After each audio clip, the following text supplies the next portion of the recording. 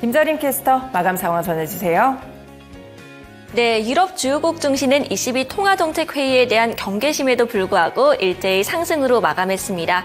특히 독일의 산업생산 지표가 발표되면서 독일의 닥스지수 상승률이 가장 컸는데요. 종가부터 바로 살펴보겠습니다.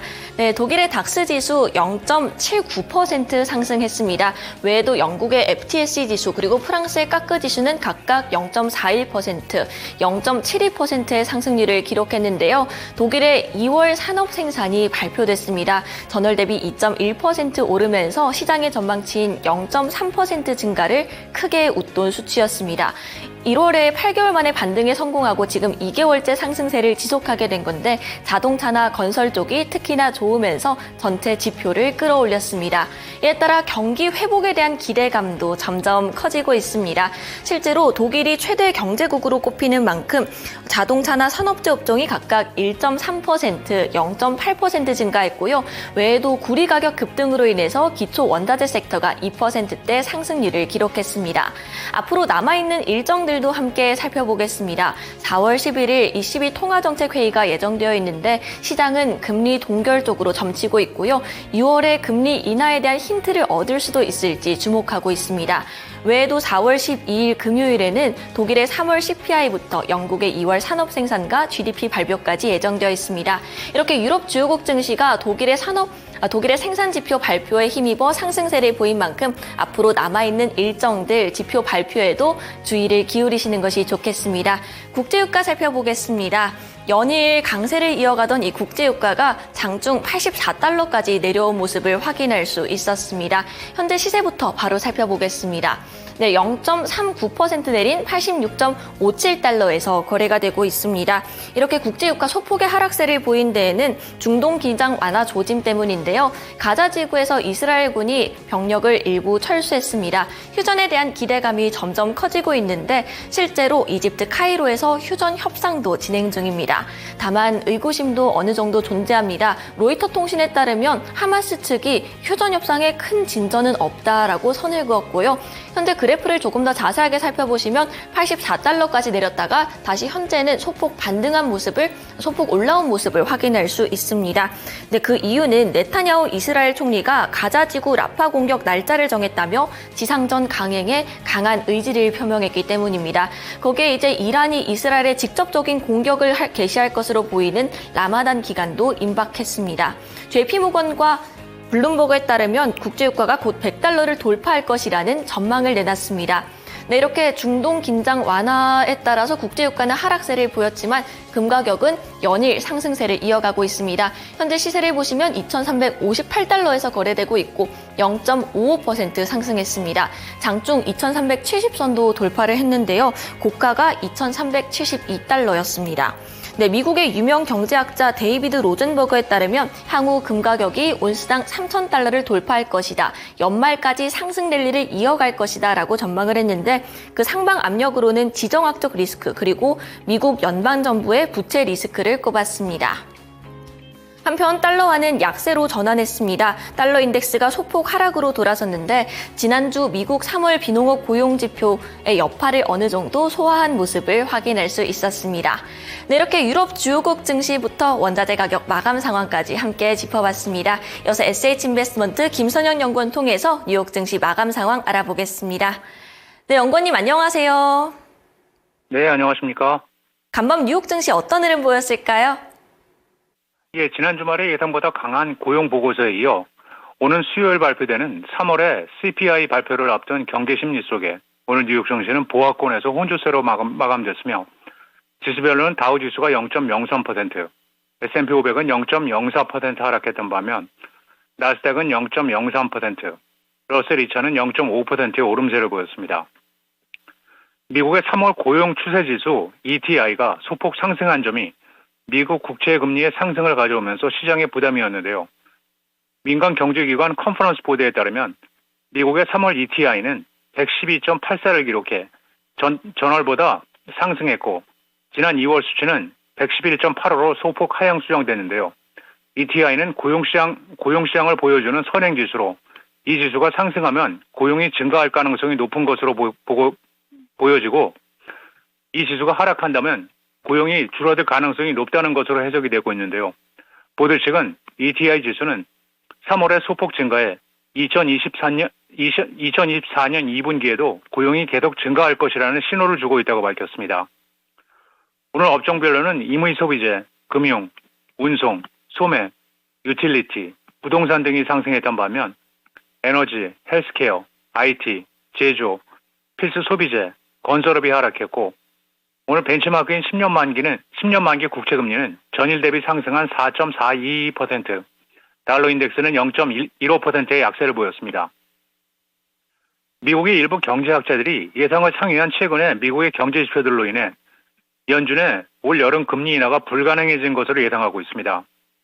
경제매체 CNBC와의 인터뷰한 경제학자들은 6월이나 7월의 금리 인하 가능성이 더 줄었다고 밝힌 것으로 나타나고 있는데요. 증권사 마자르스는 미국 경제가 강력하다면서 연준이 곧 금리를 인하할 이유를 찾기 어려울 것이라면서 연준이 2021년 이른바 임시팀이 잘못 판단한 금리 전력으로 다시는 잘못하지 않기 위해 원하는 방향으로 가는 데이터들이 충분히 확인될 때까지 조심스러운 입장을 유지할 것이라고 밝혔고 지난 금요일 발표된 고용보고서가 미국 노동시장에 변함없는 강세를 재차 보여주면서 연준의 추가적인 주의가 필요하다는 것을 시사했다고 말하고 있는데요. 금융시장은 지난달 CPI가 유가 상승 영향으로 전달보다 3.2%보다 더 오른 3.5%로 예상을 하고 있는 가운데 인플레이션이 계속 떨어지지 않는다면 올해 중 인하가 불가능하다고 언급한 미니애폴리스 연준의 닐 카시카리 총재를 포함해 올해 금리 인하가 전혀 없을 가능성을 제기하는 시장 참여자가 점점 늘어나고 있다는 분석입니다.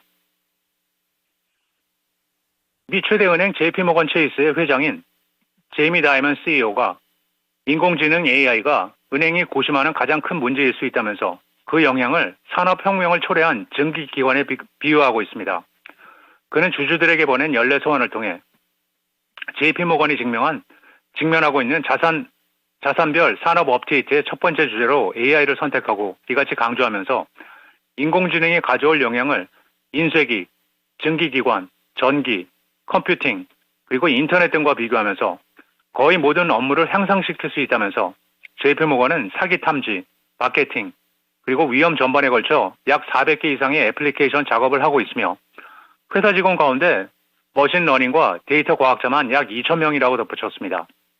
그는 또한 세계가 2차 세계대전 이후 지정학적으로 가장 위험한 시대에 진입할 수 있으며 지정학적 위험이 인플레이션 압력을 가중시킬 수 있다면서 지속적인 재정 지출이나 전 세계적인 군비 확장, 세계 무역 구조의 조정, 그리고 새로운 녹색 경제 자본 수요, 에너지 비용 등이 모두 인플레이션을 암시하는 것으로 보인다며 미국의 연착륙 가능성을 시장보다는 조금 낮게 평가하지만 장기 금리가 6% 이상 오르게 되면 경기 침체를 동반할 가능성이 있고 은행 시스템뿐 아니라 차입 기업 및 여러 기업들에 많은 스트레스를 줄 수 있을 것이라고 강조하고 있습니다. 조 바이든 미국 행정부가 반도체 과학법, 일명 칩스법에 따라 대만 파운드리 업체 TSMC의 애리조나 공장 건설에 당초 예상됐던 50억 달러를 크게 상회한 최대 66억 달러를 지원하기로 했으며 TSMC도 이에 화답해 미국 투자 금액을 기존 계획보다 60% 이상 늘리기로 했다는 뉴스로 오늘 TSM의 주가는 1%가 상승해 142달러 79센트 거래를 마쳤습니다. 지나 러먼도 미국 사무장관은 미국 정부와 TSMC의 협력을 통해 미국 영토 내에 세계에서 가장 선진화된 반도체 생산 설비가 들어서게 될 것이라고 말했는데요. 상무부 측은 TSMC에 최대 66억 달러의 직접 보조금을 지급하고 50억 달러 규모의 저금리 정부 대출을 지원하는 내용의 예비 협약을 맺었다고 밝혔고 TSMC 측도 미국 재무부에 적격 자본 지출의 최대 25%에 해당하는 투자 세액 공제도 신청할 예정인데요. TSMC는 애리조나에서는 이미 지역 내에서 약 2만 5천 개의 일자리를 창출했으며 14개의 부품 공급 업체까지 끌어들였다고 주장하고 있습니다. 마지막으로 내일은 전미 자영업연맹 NFIB의 3월 소기업 경기 낙관 지수가 발표되며 시장 예상은 전달 대비 소폭 상승한 89.7이며 코그나이트 소프트웨어, 네오젠 코퍼레이션, 틸레이 브랜즈, 프라이스 스마트, 스마트 글로벌, WD-40, 그린리지 제너레이션 홀딩스, 그리고 RCH 호스피텔러티 홀딩스 잉크가 지난 분기 실적을 발표합니다.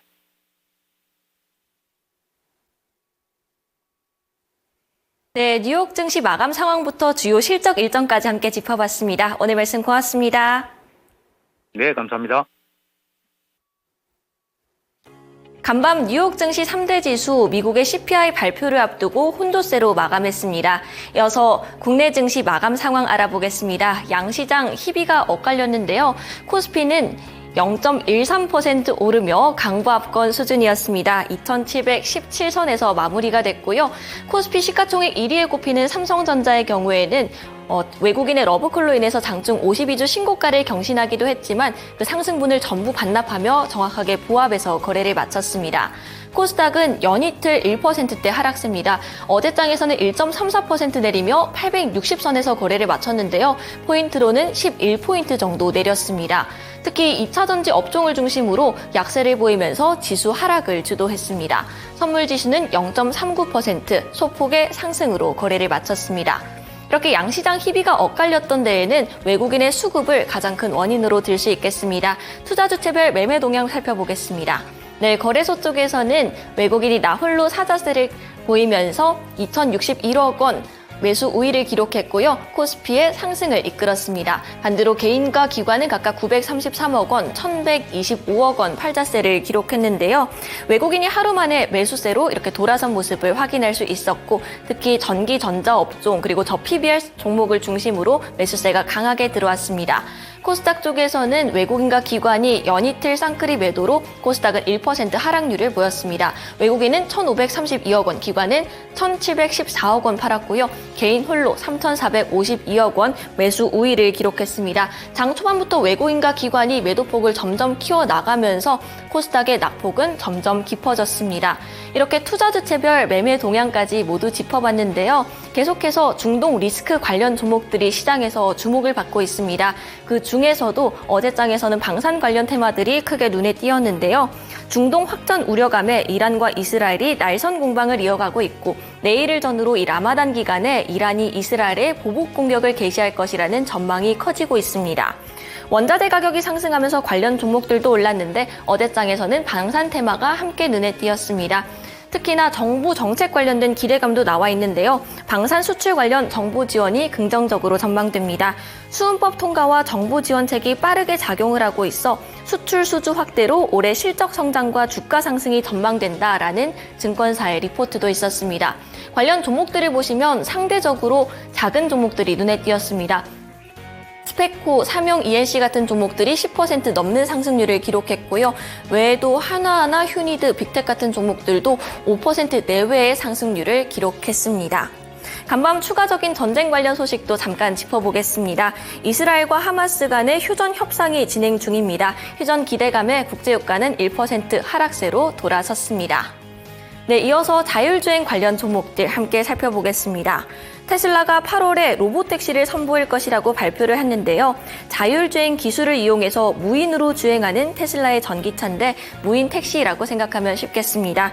로이터 통신의 보도로 하락한 테슬라의 주가가 시간의 거래에서 4% 가까운 상승률을 기록했습니다.